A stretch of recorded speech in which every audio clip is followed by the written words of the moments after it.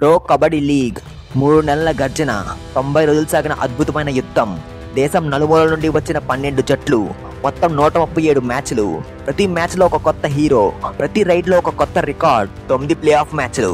అవి మ్యాచ్లు కాదు, యుద్ధాల ప్రతిరూపాలు. ప్రతి గేమ్లో చెమట చుక్కలు రక్తంలా మారాయి. ప్రతి పాయింట్ వెనక ఒక జట్టు గుండెదర దాగుంది. కానీ చివరికి విజేత ఒక్కరే. ఈ సీజన్ గెలిచింది దబాంగ్ ఢిల్లీ కేసీ. ఆత్మవిశ్వాసం, సామర్థ్యత, టీమ్ స్పిరిట్ తో కబడ్డీ మైదానాన్ని జయించింది దబాంగ్ ఢిల్లీ. ఇది కేవలం గెలుపు కాదు, కబడ్డీ చరిత్రలో కొత్త అధ్యాయం.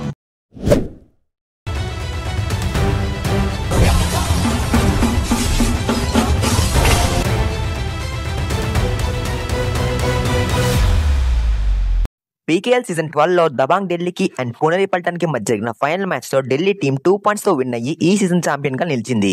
సీజన్ 8 తర్వాత మళ్ళీ సీజన్ 12 లో ఢిల్లీ టీం ట్రోఫీ లిఫ్ట్ చేసి సరికొత్త రికార్డ్ ని నెలకొల్పింది. ఇనిషియల్ గా ఢిల్లీ టీం పూణేని డామినేట్ చేసింది. బట్ పూణే టీం 2 సార్లు సూపర్ టైకిల్ చేసి కంబ్యాక్ చేశారు. ఢిల్లీ ప్లేయర్ అయిన నీరజ్ అయితే రైడింగ్ లో అండ్ డిఫెన్స్ లో కూడా పాయింట్స్ కొట్టేశాడు. ఫస్ట్ 10 మినిట్స్ కంప్లీట్ అయ్యే టైం కి ఢిల్లీ టీం 2 పాయింట్స్ లీడ్ లో ఉంది. ఢిల్లీ టీం అయితే పూణేని ఆల్అౌట్ చేయడానికి చాలా కష్టపడ్డారు. పూణే టీం ప్రతిసారి సూపర్ టైకిల్ చేసి అవుట్ నుండి తప్పించుకున్నారు. ఆశుబ్ మాలిక్ అండ్ నీరజ్ ఫెయిల్ అయిన టైంలో అజింక్య పవార్ అద్భుతం చేశాడు. రైడ్ కి వెళ్లి ఇద్దరు ప్లేయర్స్ ని అవుట్ చేశాడు.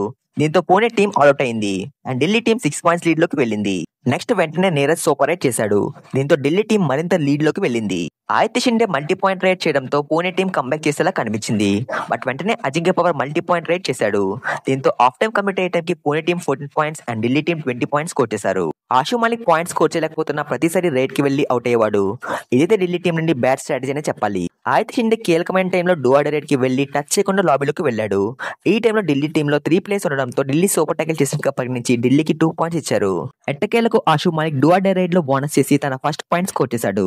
Aditya Shinde back to back points score చేస్తూ వచ్చాడు. దీంతో ఢిల్లీ టీం అవుట్ అయింది. లాస్ట్ 1 మినిట్ లో ఆదిత్య షిండే అద్భుతం చేశాడు. మ్యాచ్ పూణే టీం నుండి చేజారుతున్న టైంలో తను 2 పాయింట్స్ కొట్టేశాడు. దీనితో మ్యాచ్ టై అయ్యేలా కనిపించింది. ఈ సమయంలో ఫజిల్ తన పవర్ ని చూపించాడు. కీలకమైన టైంలో ఆదిత్య షిండే ట్యాకిల్ చేశాడు. దీంతో ఢిల్లీ విన్ కన్ఫర్మ్ అయింది. నీరజ్ నర్వాల్ అయితే ఈ మ్యాచ్ కి హీరో అని చెప్పాలి. తను 12 రైడ్ చేసి 8 raid points and 1 tackle points కొట్టేశాడు. అజింక్య పవార్ 12 రైడ్ చేసి 6 రైడ్ పాయింట్స్ కొట్టేశాడు అండ్ ఇంపార్టెంట్ టైంలో పూణేని అవుట్ చేశాడు. సుర్జిత్ 5 టైకిల్స్ అటెంప్ట్ చేసి 2 ట్యాకిల్ పాయింట్స్ కొట్టేశాడు. ఇందులో 3 ఫెయిల్ టైకిల్స్ ఉన్నాయి. వజిలెటర్ చెల్లి ఈ మ్యాచ్ లో 1 ట్యాకిల్ పాయింట్ మాత్రమే స్కోర్ చేశాడు. కానీ ఆ ట్యాకిల్ వల్ల స్టార్టింగ్ లో ఢిల్లీ టీం కి నేను ఎలివేషన్ ఇచ్చాను. పూణే టీం నుండి ఆదిత్య షిండే ఒంటరి పోరాటం చేశాడు.